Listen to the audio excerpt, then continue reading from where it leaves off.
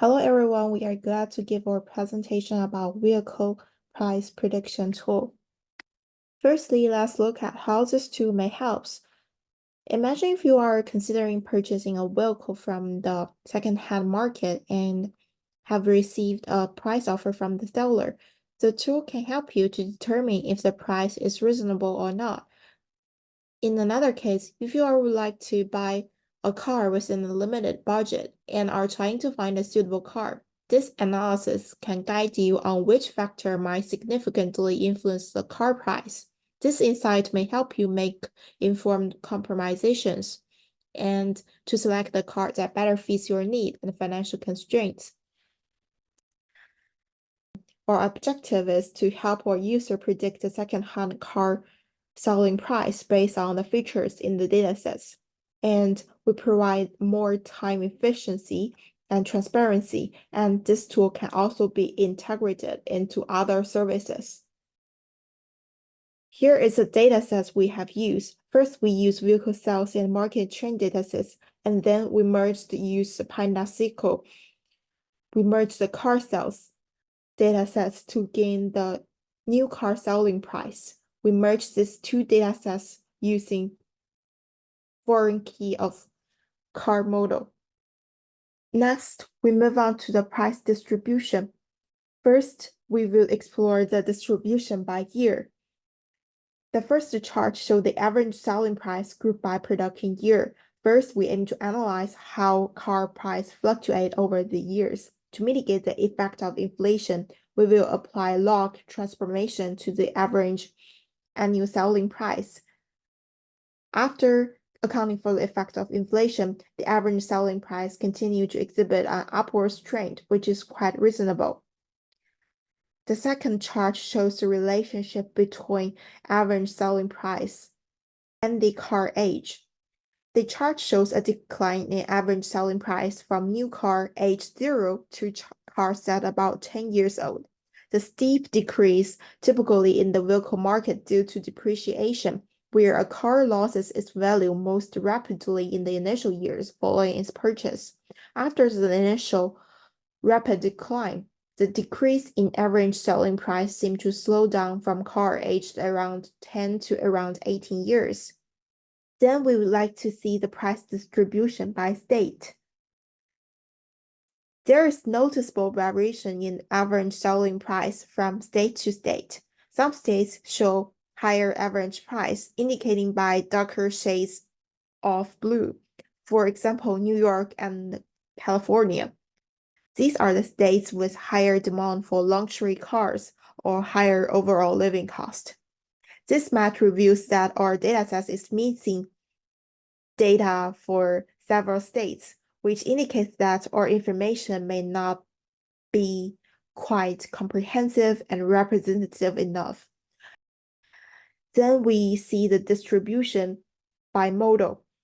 We print out the top 5 make and models by average selling price and the last 5 make and models by average selling price. Well, the first chart highlights that luxury vehicles, particularly sports cars, maintain high resale values in the used car market.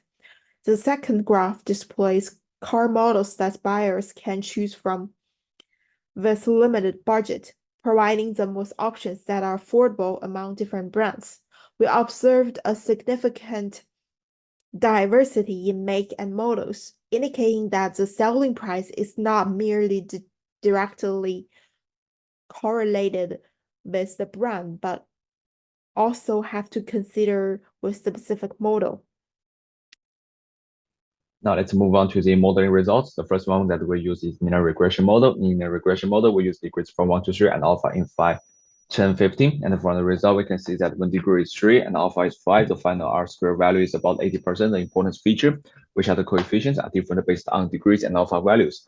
The RMSE, which stands for root mean square error, are both twin set and test set 3046 and 3039, which are acceptable. And here is the two graphs. One shows the test versus predicted values. Another one shows the residual graphs, which is the difference between the test value and all the predicted value. And as we can see from here, that the difference are within 10,000. Most of them are within 10,000, but we still want to decrease the difference and increase the accuracy here.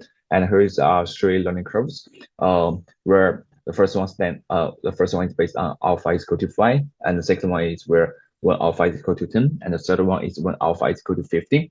And we can see that when alpha is equal to 5, we got the lowest RMSE value. And let's move on to the second model that we built. The second model is a decision tree model, and a decision tree is a non-parametric supervised learning algorithm which is utilized for both classification and regression tasks. It has a hierarchical tree structure which consists of a root node, branches, internal nodes, and leaf nodes. And in order to further increase the R-square value and decrease RMSE, we hypothesize that using decision tree model would result in better predictions of a target variable, same price, since it can model complex and highly nonlinear relationships and can mimic human decision making more closely than other algorithms, which is extremely suitable for car price prediction. Besides that, decision trees do not require feature scaling like normalization or standardization before fitting the model, simplifying the pre-process steps. And in the model result, the best max steps is 10. The corresponding R-square value in the final result is 88%. And the RMSE value are 2193 and 2280 for train set and test set. And here's a learning curve.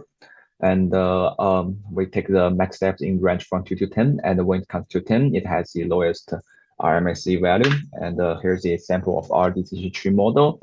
And it shows how our model makes a decision. And here's the residue graph. As we can see here, our new predicted values comes close to the red line, and the differences between the test value and the predicted value decreases. And now let's move on to the feature importance. As we can see from here, new car price plays the most important role here, and the odometer and trim and car age plays similar roles. But however, for most of the other parameters or the features, it do not play important roles in the final result. And now let's move on to the random forest. And unlike the decision tree or random forest, randomly select observations and the specific features to build multiple decision trees, and then average the results in order to further reduce the loss. Further observe which features are important for prediction and reduce overfitting. We will implement the random forest model in this part. Compared to the decision tree model, random forest model is good at handling imbalanced data sets and providing a more accurate estimation of feature importance by observing how tree predictions vary with changes in input features across many trees. In the final best model, the estimators are 100 with max steps to be 20 and the max features to be 0.3, and the R-square value in the final result is 91.6%, and the RMSE value are 1580 and 1799 for train set and test set.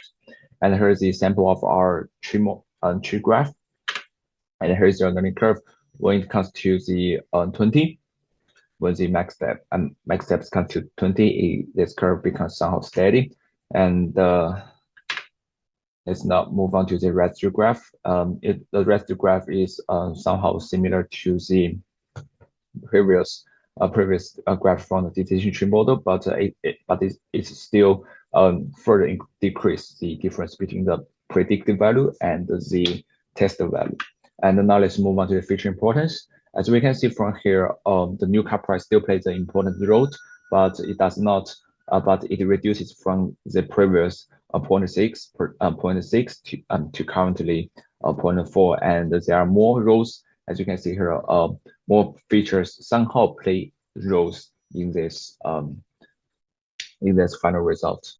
We're going to talk about the implications of our project. Our projects can make the market more transparent, help people to manage their finance, and give users buying guidance. Well, insights reveal the price trend of the second-hand vehicle and the region variation, and also give dealer shop some insights of how to manage their inventory.